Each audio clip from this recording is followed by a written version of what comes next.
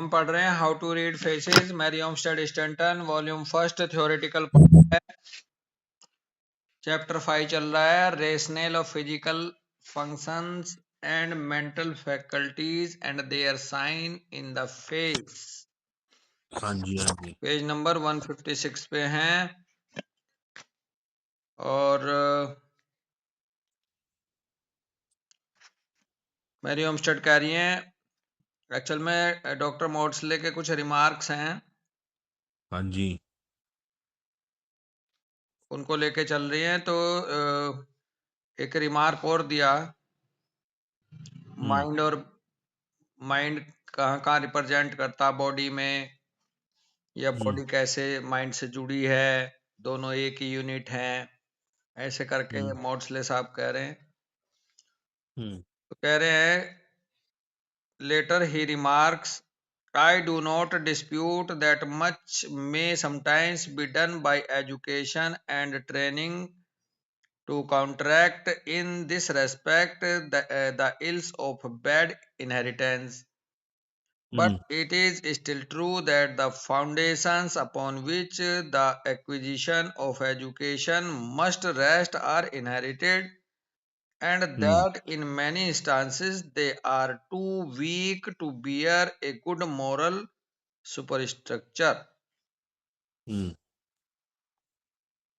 वो कह रहे हैं बाद में रिमार्क देते हुए कि मैं इसमें भी मेरा कोई विवाद नहीं है कि जो ज्यादातर कभी ज्यादातर जो एजुकेशन के द्वारा, ट्रेनिंग के द्वारा काउंटरैक्ट किया जाता है जो बैड इनहेरिटेंस है उनको।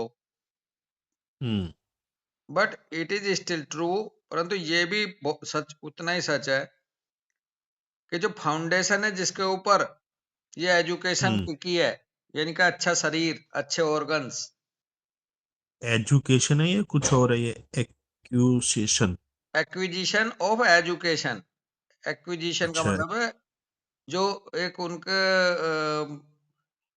एजुकेशन जो अपना वो अधिकार रखती है, या जो एजुकेशन आती है, प्राप्त होती है, धारण करना। तो जो एजुकेशन भी जो धारण करता है इसका भी एक फाउंडेशन है,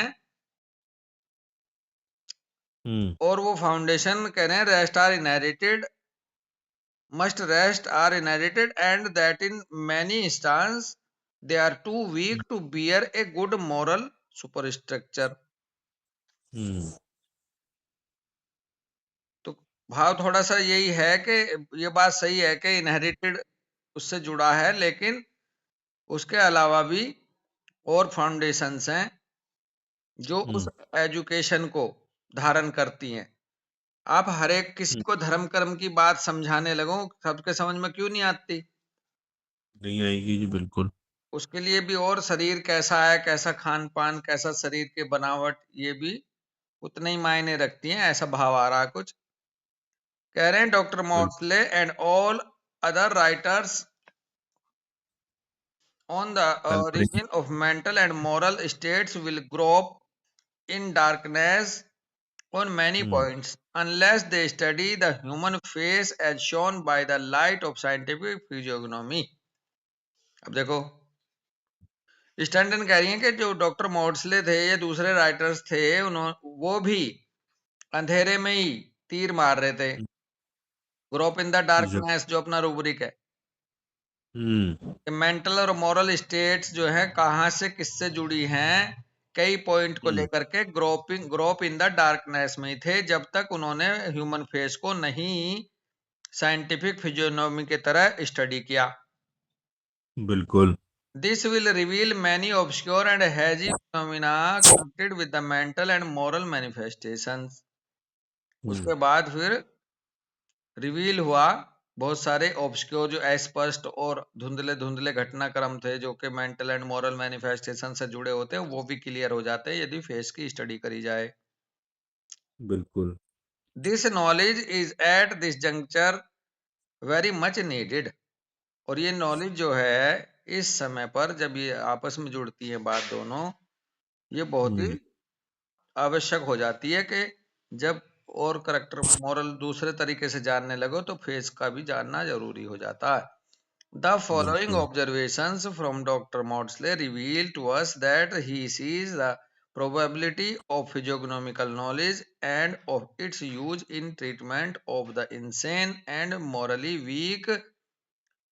तो फिर इस तरह से डॉक्टर मॉड्सले ने ऑब्जर्व करते हुए खुलासा करा कि भाई प्रोबेबिलिटी फिजियोग्नोमिकल नॉलेज की भी बहुत जरूरी है हुँ, ट्रीटमेंट करने के लिए किसी इंसेन और मोरली वीक बंदे को लेकर के। और फिर उन्होंने कहा फॉर ही ऑब्जर्व्स, उन्होंने ऐसा ऑब्जर्व करते हुए कहा फिर मोड्सले ने, हुँ, to me it seems not unreasonable to suppose that the mind may stamp its tone if not its very features on the individual element of the body, hmm, inspiring them with hope and energy or infecting them with despair and feebleness। तो फिर इस बात हुँ, को समझते हुए मॉर्टसलेन साहब ने कहा कि to me it seems not unreasonably to suppose, ये ऐसा मानना अनरीजनेबल नहीं होगा मेरे लिए कि जो माइंड जो है में स्टैम्प इट्स टोन, एक तरह से ये कमजोर रहता है या उतनी टोन में नहीं आएगा, if not it hmm, very features on the hmm, individual element of the body, inspiring them hmm, with hope and hmm, energy और infecting them despair and फीबलनेस।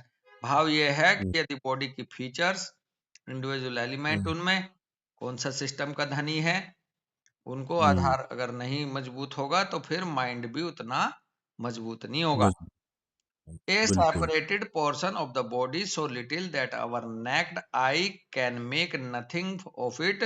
The the supermatozoon of the hmm, male, sorry super क्या गलत बोल गया, spermatozoon of male and ovum of female does at ji, any rate contain in a latent state the essential characters of the mind and body of the individual from whom it has proceeded.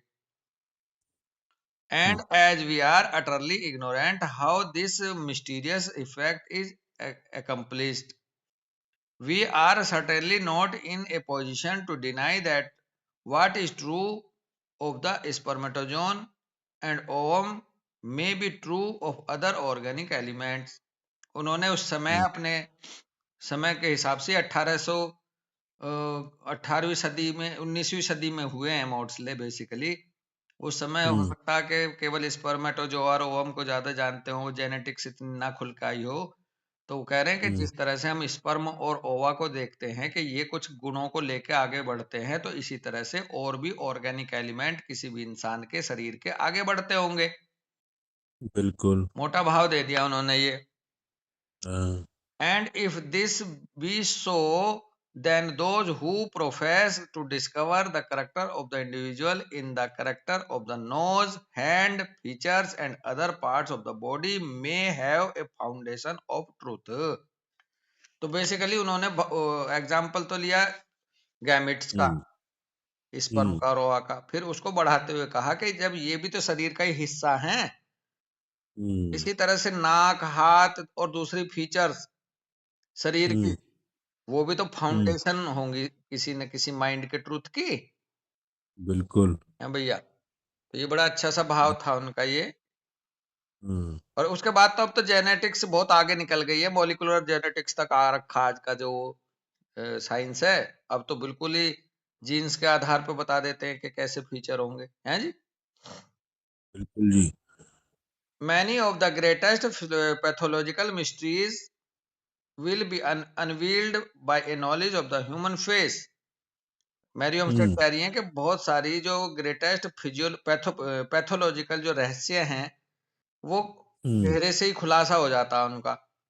Much of the बिल्कुल। Ignorance in the treatment of the insane, idiotic and morally weak will be removed when our medical practitioners study this science as a part of their college course.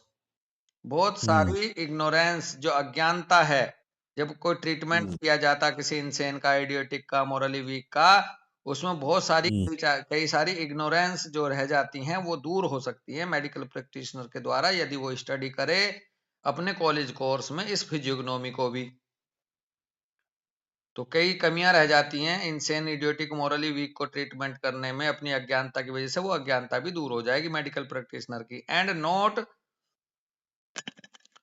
until this is done shall we have true physicians for to ignore the human face and all that it reveals of existing states, temporary, permanent and ancestral, is to ignore the most important part of human knowledge। भाव ये है कि हम्म। जब तक फिजियोग्नोमी को मजबूत नहीं करेगा कोई भी डॉक्टर या कोई भी फिजिशियन, तो वो इग्नोरेंस में रहेगा। चाहे कि भाई ये जो एग्जिस्टिंग स्टेट है जो सामने, ये टेम्परेरी है, परमानेंट है, या इसकी पूर्वजों के हिसाब से है, तो उसको चेहरे से हम्म। समझेगा। Consider the bill value of being able to locate the science for all the visceral organs in the face. और फेस के अंदर हम्म। लोकेशन है सभी विसरल ऑर्गन्स की, उसको भी स्टडी कर हम्म। सकता। This has never bill appeared in any medical work in the world, yet it is properly a part of medical knowledge. जबकि चेहरे हम्म। पे हर एक ऑर्गन का, विसरल ऑर्गन का एक पॉइंट है, एक फीचर है। हम्म। ये हम्म। किसी भी मेडिकल वर्ल्ड में इस पे काम नहीं किया गया, जबकि ये मेडिकल नॉलेज का एक बहुत ही properly a part of medical knowledge होना चाहिए। बिल्कुल जी। तो यहीं रुकेंगे। तो वो उनका मानना ये है कि आप कितने ही आगे बढ़ रहे हो मॉलिक्यूलर बायोलॉजी की तरफ, अपनी पैथोलॉजी की उसमें जाके केमिस्ट्री के थ्रू या केमिकल उसमें पैथोलॉजिकल जांच में, लेकिन जो चेहरा बोल रहा है उस पे, फीचर्स पे जरूर अध्ययन करना चाहिए। जबकि आज के युग में जैसे जैसे इंसान जेनेटिक्स की तरफ, मशीनरी की तरफ बढ़ रहा है, वैसे वैसे हम्म। मोटे जो फीचर्स हैं, जेस्चर हैं, फीचर्स हैं, डिमीनर है, इससे दूर हो रहा अमित भाई। और पहले जो जी सही। वैद हुआ करते थे, वो चेहरा देख के, हाथ देख के, नब्ज देख के बता देते कि इसको ये बीमारी है। हाँ जी बिल्कुल। आज का जो मॉडर्न युग चल रहा है, इसने उसको इग्नोर कर रखा, उस नॉलेज को। पहले काफी हद तक आजकल मजबूत भी थी ये, हैं भैया? आजकल डिमीनर चल रहा है रिपोर्ट्स पे। हाँ, पैथोलॉजी की रिपोर्ट रिप- क्या बता रही है? अच्छा, वो बता रही है। इनफाइनाइट रिएक्शंस चल रही हैं शरीर में, उन्हें ये पकड़ हाँ नहीं जी। सकते।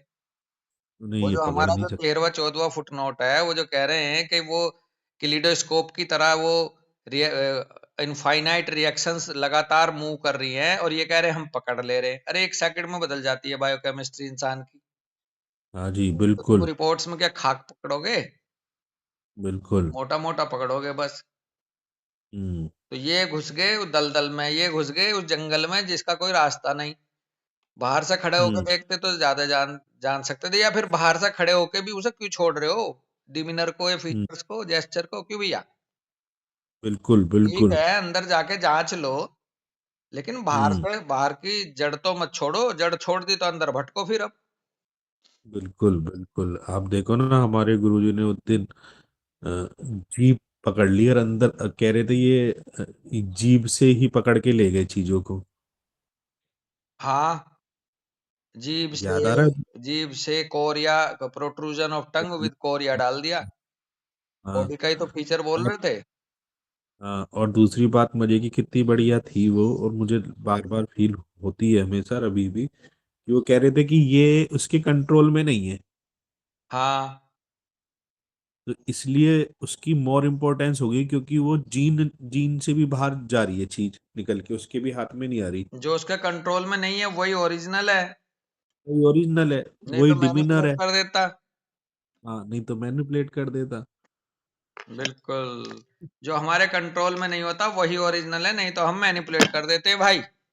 हाँ हाँ, मैनिपुलेट करने में एक सेकंड नहीं लगाते हम। हाँ, हमें पता नहीं होता ये भी कि हमने कब में मैनिपुलेट कर दी बात।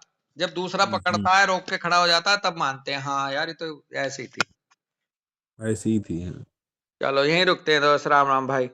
राम भैया राम राम।